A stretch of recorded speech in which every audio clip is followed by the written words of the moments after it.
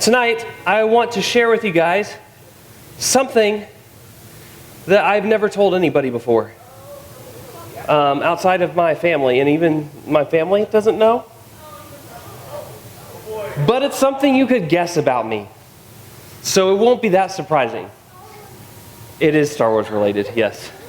So I said it's not that surprising. I was actually in Star Wars. No, I'm just kidding. I heard you say that. No. So I'm like probably one of the biggest Star Wars nerds you'll meet, as it often pops up in my illustrations. The part you don't know, probably, maybe some of you do, is you know those kids shows that are animated that comes out? I think that's some of the best Star Wars, especially in recent memory. And so I have watched the Clone Wars and Rebels a lot. And I'm really excited for the Bad Batch Season 2 to come out, because I really like that style of animation. And it starts off kind of crappy, I'll give it to you. But then it gets really good by like the second or third season. And that last season is like the best. So, and it's like, it's not kid cartoony, it's like adult cartoony. Like people die. It's kind of gruesome sometimes. Like people cutting heads off with lightsabers and stuff. Like it's no kid show. But I've watched it more times than I can count. Sometimes when I'm working, I like to have it on just in the background because it's familiar and I don't have to think too hard about it. And if I'm really tired of listening to music, then I do that. But it depends on the kind of work I'm doing, because sometimes it just, you know what I'm saying, menial tasks that you can just like have stuff going on and you don't have to focus. Anyway, so that's a little known fact about me. I watch too much Star Wars, and because there are seasons of animated cartoons, I have often watched those above any other kind of Star Wars, and I really enjoy it. So this got me thinking, what are little known facts about you guys? And so I don't think I told you it has to be anonymous. So if you left it anonymous, great, but if not, then I'm calling you out. So I'm just kidding. Depends on what it is. This person says, I have 4 dogs. I feel like your friends would know that, because they'd probably get attacked every time they come over. Unless you have no friends. Is that what you just said? Which would be sad. We're glad you're here. All right, let's see what else we got. I have an obsession with Q-tips. That's really, really weird, guys. Okay, who was that one? That's funny. Okay, this person says, I have 3 half-brothers. That's a lot. It says, I have 3 half-brothers. Not 3 and a half brothers, because that would make less sense. Unless we're going Old Testament again. All right. This person says, I have 13 biological siblings. That's a lot of siblings. And it would be a little known fact because, like, not everybody knows your story. So that's kind of cool. All right. This one says, swing dancing is one of my hobbies and I love vintage music. Actually, I've been swing dancing before. It's really fun. I look really stupid doing it, but it's really, it's like when you watch, I'm not going to even do it. All right. This person says, I'm a baseball player. I feel like that's not a little known fact. Whoever you are, I can already think of like 4 of you. All right. This one, I'm scared of, I thought that said boys. It says bugs. I'm scared of bugs. Zach, I'd like to change mine. You're scared of bugs? I am, but I'd like to change it. Specifically things that crawl. Yes, don't freak me out, but I have something else. You have something else? I don't like crawls. Says he doesn't like Star Wars.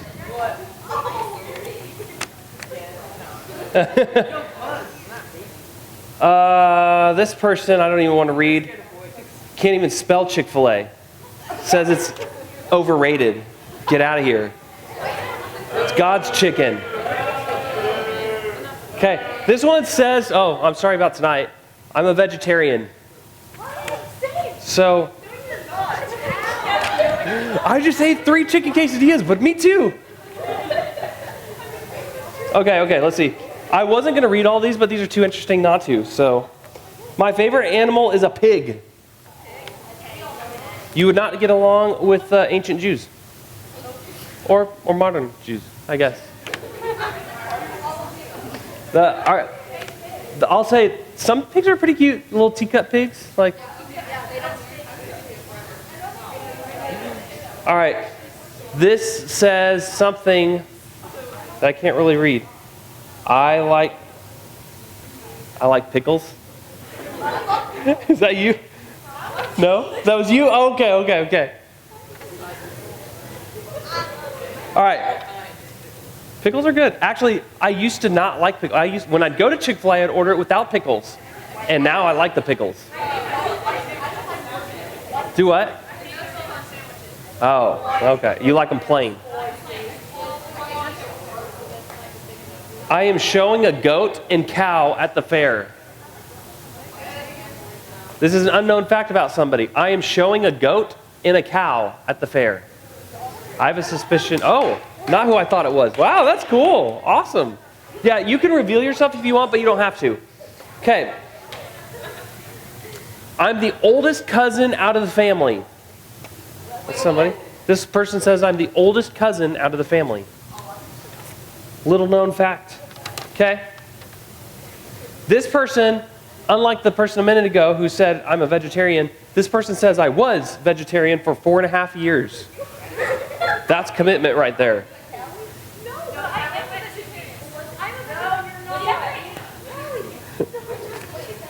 Okay, let's see about this one. I work at a mechanical HVAC place.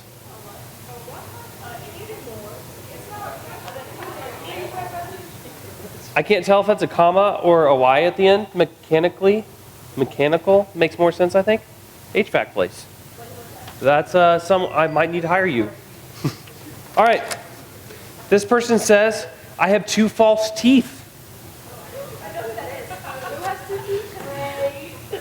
I was watching a YouTuber recently that's like, I watch videography YouTube channels.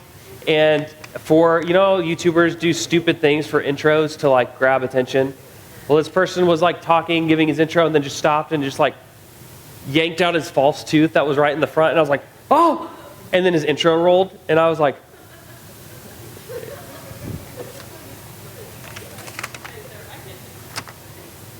I can touch my tongue to my nose. Note, I don't know if that's how you spell tongue. It's not.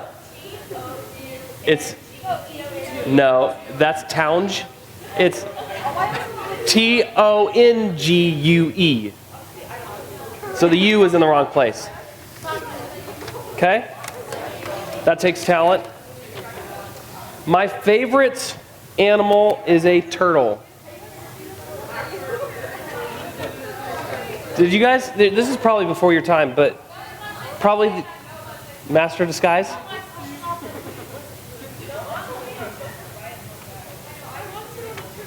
Okay.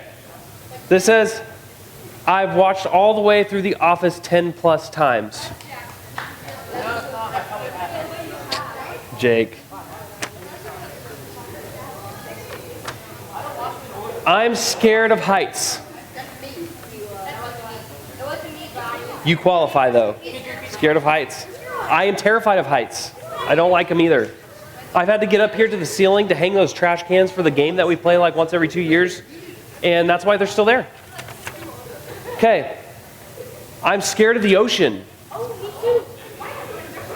I do not like open water either. But as long as I can touch the bottom of the sand and it's not any higher than like my chest, I'm good. Okay, we got 2 left. This says, I got hit in the wrist by a 75-mile-per-hour pitch in batting practice on Friday. That is a fast ball. Is your hand still attached? Or at least it's not somebody's face, right? All right, last one. Interesting. I play lacrosse.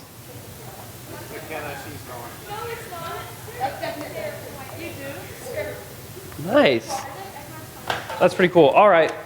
Did anybody, I heard one person say they didn't fill out a thing. Do you want to blurt out what your unknown fact is? Sure. You weren't thinking about it this whole time? Anybody else have something that they didn't get to add that they would just want to share? Everybody knows that, Callie.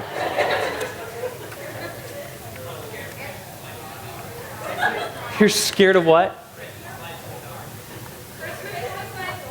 Christmas lights in the dark. That's like the best thing about Christmas, decoration-wise, obviously. All right. So that's fun.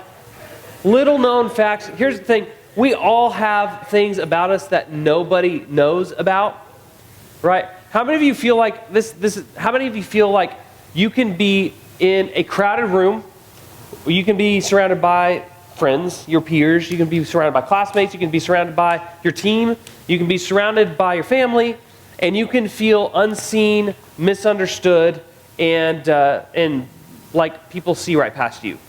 Anybody get that feeling before? Like you feel like even if you're surrounded by people, you feel like you're not really known. You feel like maybe you fly under the radar. If you were to go missing, not very many people would notice. I've been there before where you feel like, pretty much everyone around you has lots of things that they don't know about you.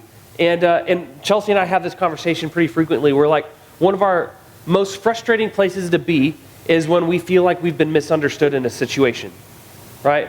Whether it was a conversation you had with somebody or a way that somebody represented you in the way that they talked about you or something like that, and you feel like you were misunderstood by others present. And that's one of the most frustrating things ever. We all have things about us that no one knows. Some of them are not good things. Some of them are great things. Some of them are just the best kept secrets about ourselves. But we all have things about ourselves that not everybody knows about, that a lot of people don't know about. And so it can beg the question whether or not we're really known. Do people actually know the real me? And I know that was kind of a silly example, illustration, but it reflects the truth that sometimes it's difficult to be vulnerable. It's difficult to let people in to get to know the real you, because so often our affirmation, our affection, our love, our attention that we get from others seems so based on our performance. And so when we're kind of trained to perform a certain way in order to get attention from a certain thing, then a lot of us just kind of live to not share the parts about us that matter the most. We just kind of play the game because that seems to be what's easiest. But we all wrestle, I think, and it's easy for any of us to feel like maybe either we don't fit in or that nobody really knows us. And so if you're anything like me, you've felt the same way. But what's interesting is there's been studies done, especially recently, to talk about the percentage of middle school and high schoolers that feel unknown, that feel lonely.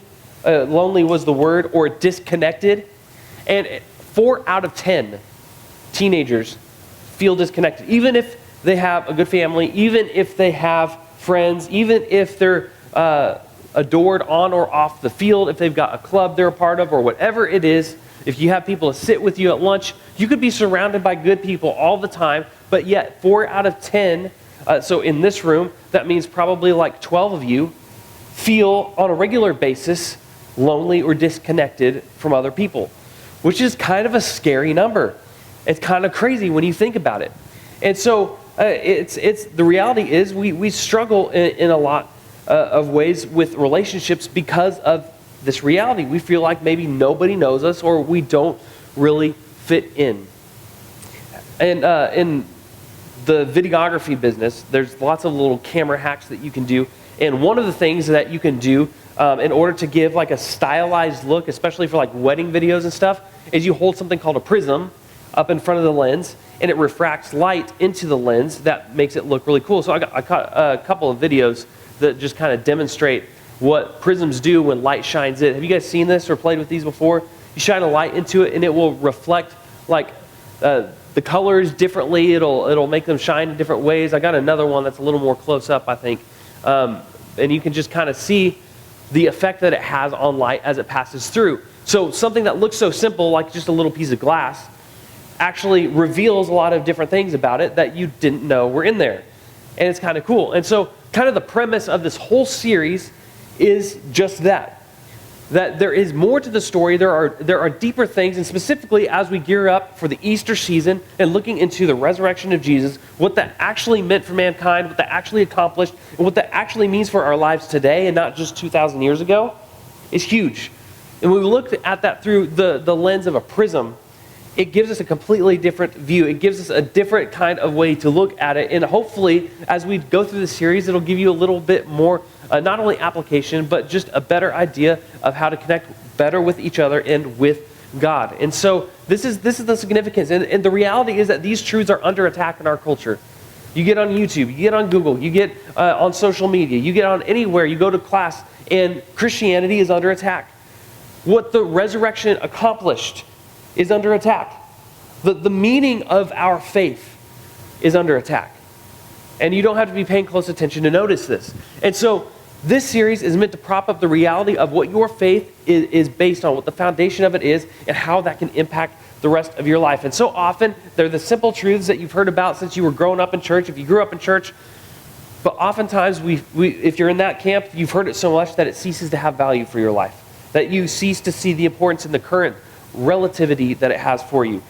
Or on the other side, if you didn't grow up in faith, then this has the potential to change your entire outlook, not only on life, but on all your relationships and on God. And like I said, when it comes to feeling disconnected or lonely, the reality is that everybody feels this way from time to time. So when the enemy tries to tell you that you're alone and feeling disconnected or feeling lonely, the statistics tell us you're not alone. You're actually a part of a large pool of people. Almost half of people wrestle with this on a regular basis, of feeling connected, which is really interesting since we're the most connected generation in history, given the technology that we have at our fingertips. But increasingly, people are feeling disconnected. So everybody feels this way from time to time. And 4 out of 10 on more often than not basis. So you're not alone if you feel alone or disconnected. Secondly, you're not alone because we're all pretty sure that it's not supposed to be this way. This is not the way that life is supposed to be. We're not supposed to feel constantly disconnected from those around us.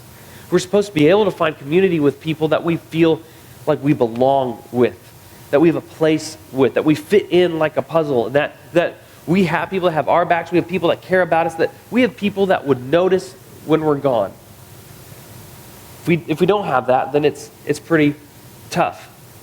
And oftentimes we feel like there's this thing between us and everybody else where maybe we're on one side and then whatever it is, we can't put our finger on it, but there's something that disconnects us from the rest of society, from the rest of our friends, from the rest of whatever. It seems like there's something that we just can't quite break through to connect with other people. And so how do you overcome that feeling? How do you come to the other side of it where you feel like you are a part of the community, where you feel like there's no barriers, you don't have your guard up? So often, many of us walk around with walls up between ourselves and other people, not because we're scared of our feelings necessarily, although that might be part of it, but because we don't know how to take down that wall. We don't know how to be real and be accepted, the good, the bad, and the ugly. And so this leaves us with feelings of loneliness and disconnection. So the message of the cross, the message of the resurrection, the message of Easter has a lot to say about this, quite literally, as we're going to talk about today. So in order to kind of get into where we're going to be, which is in Matthew's gospel, talking through parts of the Easter story, before we even get into that, I've got to go backwards in time and give you a little bit of history lesson. So back all the way at the beginning of when the Israelite nation was formed, and they started creating these tents, these synagogues, these worship places, and then eventually the temple. It was all set up in a very particular way that God set up for the people. And what you'll notice is that there are various degrees of separation, because at the very outside of the temple, the whole, this is like a diagram of the temple area. On the outside of that is where everybody's at. And if you were to come to the temple, that's where you worship. That's where you learn how to dress. You learn how to do certain things a certain way. You learn how to clean. You learn how to, be, there's this fear of being unclean because of all the laws and regulations of the Old Testament. And this was the covenant between God and his people. And so you had to be Jewish.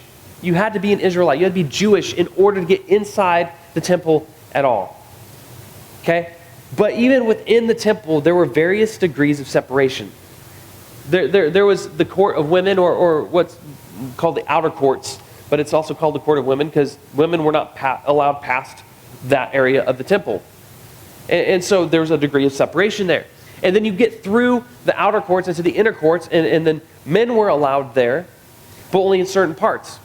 And then you go a little deeper, and then you have the court of priests, which is like the religious leaders at the time. Imagine like the church staff or something of that day. Only they were allowed in the court of priests. And inside that, you see the bold black area where it says holy place in there? There's a little square within that little black bolded sideways T thing, and it says the Holy of Holies. You can't really read it because this graphic is a little distorted, but it's called the holy place or the Holy of Holies. And that is the innermost part of the temple where God's Spirit resides. It's the only place on earth where God's Spirit resides, where heaven meets earth, just like in the Garden of Eden where God walked freely with his people. This was the only place. And nobody was allowed to be in God's presence except for the high priest one time a year.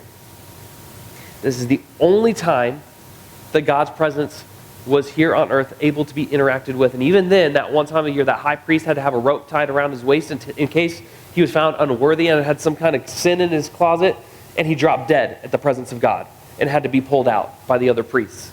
This was a big deal. There were various degrees of separation between God and his people, and between his people and everybody else. And even within God's people, there were various degrees of separation between the men and the women and the priests and the high priest. This was a culture when Jesus came and entered the scene that lived with lots of separation. Okay, just the brief history lesson we go through here does not even begin to scratch the surface to how accustomed people were with living in separation. And this is the world that Jesus walks into. There was that curtain where the only way you could access the presence of God was behind the curtain and into the Holy of Holies. And that's why you see in John 4, when John records Jesus going into Samaria, which he didn't technically have to go through. And it made all his disciples wigged out because Jews don't go into Samaria because they hate the Samaritans. Jesus goes into Samaria and meets the woman at the well. Maybe you heard this story. And she's there in midday because, she's been with a lot of dudes and she's not married to the guy she's currently with, which means in a culture where only men could divorce their wives and wives couldn't divorce their husbands, that means she was rejected by 5 men, and the current person she was with did not accept her as a wife, so she wasn't even fully accepted.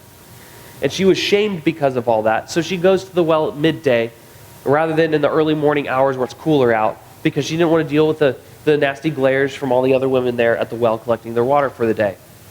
And in that moment, when she interacts with Jesus, and Jesus goes there with a divine appointment to meet that woman, this is why she says, I know that there's the temple in Jerusalem, but only the Jews can worship there. And she's talking about how she doesn't have access to God. And Jesus says, I tell you the truth, that only a day is coming where you don't have to go just to Jerusalem. You don't just have to worship on that mountain. You can worship from anywhere. You will have access to me unfettered. And this was a big deal. She didn't quite get it at the time. And that's when he reveals who he is to her. She's one of the first people that Jesus reveals that he's the Son of God to early on in his ministry. I don't think that's a mistake. I don't think that's an accident. So you see Jesus throughout his ministry starting to break down the barriers between God and his people. And he shows what the heart of God is actually like. And this is a big deal. Because when we get to the point where Jesus is hanging on the cross, we read in Matthew chapter 27, it says, they came to a place called Golgotha, which means the place of the skull, and there they offered Jesus wine to drink mixed with gall or vinegar. This is as he's hanging on the cross, and he says, I thirst. right? And after tasting it, he refused to drink it. When they had crucified him, they divided up his clothes by casting lots, which was a shameful thing, right? And sitting down, they kept watch over him there above his head. They placed the written charge against him. This is Jesus, the King of the Jews. So in every form of this execution, he is being mocked. He's being mocked by his clothes just being cast away and bedded over, right? But he's being mocked by the drink that he's given to be mixed with vinegar. And it's not, I don't know if you ever smelled vinegar or tasted it. It's not refreshing, right? He's mocked in that he is laid there to hang naked on a cross for crimes he didn't commit. Rome invented this form of torture for two reasons. One, to brutally and painfully kill their enemies. And two, to publicly shame them and to set an example for everybody else. This was the worst form of torture, worst form of death. And Jesus was beaten drastically before that. So he's hanging there at the end of his life, at the end of his ministry, accomplishing, ironically, what he came to accomplish. And he's hanging there and he's being mocked. Jesus, King of the Jews. But Jesus did this for a very important reason. When you skip ahead a few verses, this is what happens. When Jesus had cried out again in a loud voice, he gave up his spirit, meaning this is when he died. And at that moment, the curtain of the temple was torn in two from top to bottom. Now, if you've grown up in church, if you've heard this or if you've read that verse before, it's been easy to skim over that, to miss the significance of what's happening here. In this culture where everybody lived with this degree of separation, where everybody lived with this knowledge that there is no unlimited access to God, when Jesus claims, I am the Son of God and I've come to tear the veil between you and God, and then as he gives up his spirit, the earth shakes and that curtain is torn in two to where there is no longer any separation between God and his people, where now all of a sudden God and his people have full access with each other. And now the temple is no longer where the Spirit of God resides, but our bodies became his temple.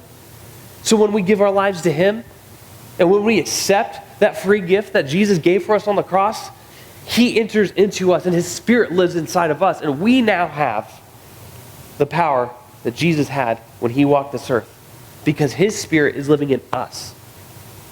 Quite literally, this generation, this history, the last 2,000 years, ever since that day, we have been the most connected people to God than ever in history. We have that access.